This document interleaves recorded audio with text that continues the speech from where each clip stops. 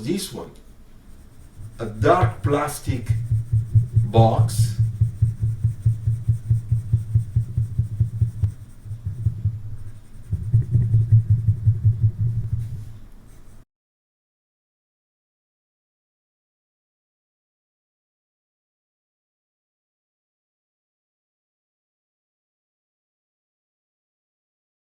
You can see, you can see now this is a classic light of a few years ago. Okay, let's make a little bit better those lines on the glass. Height, it's almost was between 180 to 140, depending the type of the lamp, light bulb. And then in terms of width, also was very big.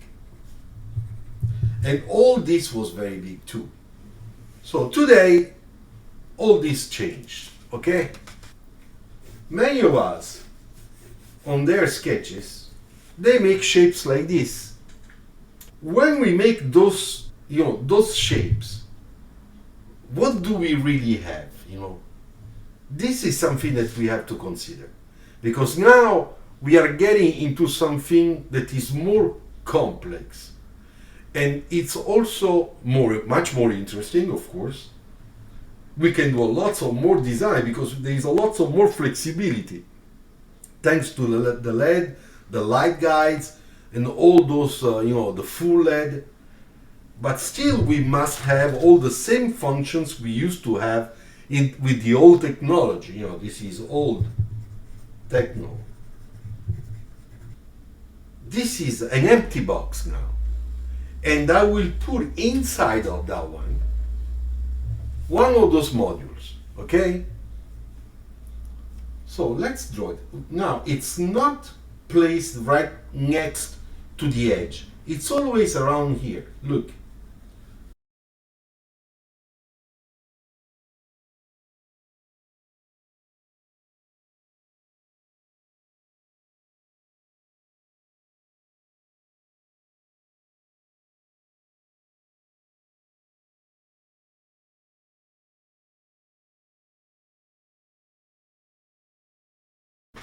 Now, I would like to make some little details here because we have a little flat part of this plastic box.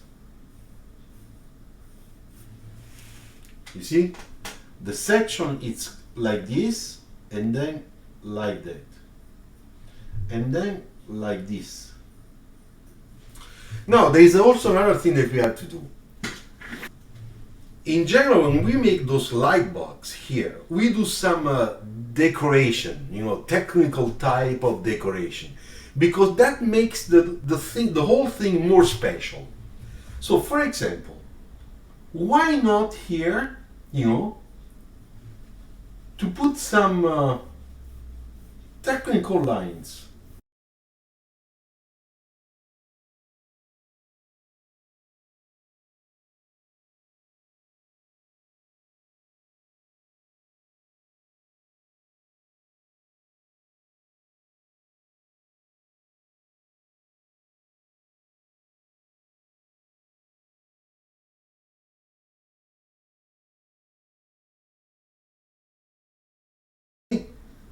Now it looks more finished, it looks like you really thought about it. And it looks like an interesting piece. Okay, so now we have our serigraphy line, and we know the perimeter will be black. So let's do it. And of course, you see here we have that reflection that we put before. Then we just bring it over there. Like that. You see? Well, that's a nice sketch of a front light. If you have to make some research sketches for your front design of your car sketch, and you have to look for something that looks really cool, that you can then do on your car sketch, on your Photoshop, and then you can model on an alias, with the alias or a Rhinoceros or whatever software. This sketch will tell you a lot of things about how to make it. That's why it's also very useful. And then we can do just a little bit of shading, just a little bit. And then we can imagine that here we have our hood. So we have the cut line, it was a kind of rectangular shape. We could even cut the shape, okay? And then it was divided, between every compartment had a function, right? Remember? And we used to have the fog backlight, the light, directional light, the brakes, and the other light that was always on. Everything was red. So this is the back part of my car, okay? With a nice radius. It comes out, and then it makes, my bumper and stuff. So we are looking at this element, the backlight. I start sketching the same perspective, okay? I am watching the car this way, okay? This way. Because this way I can see the side, I can see the front, I can go inside and see a little bit of the three-dimensional part, okay? Alright, so first of all, I will cut it there. This is back, okay? Our logo is here somewhere. And on the side, I will cut it like this.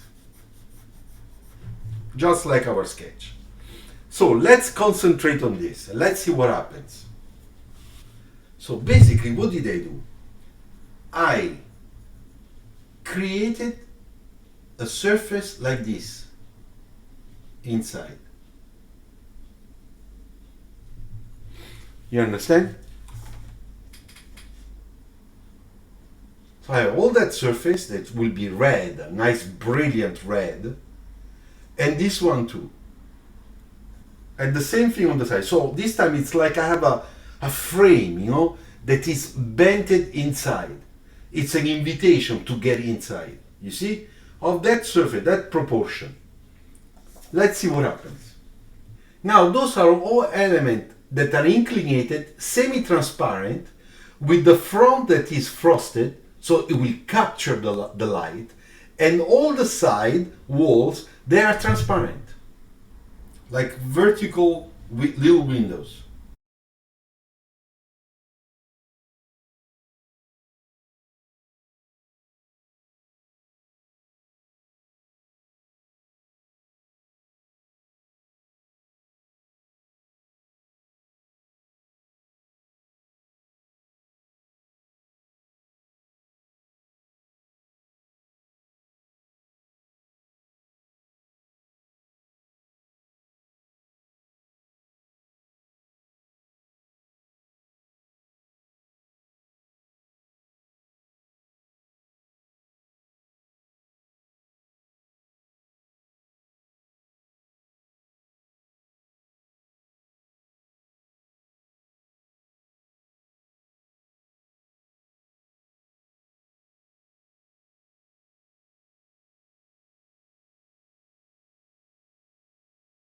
So, what do you think so far?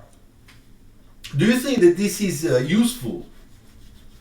Then we have to put some reflection on the glass,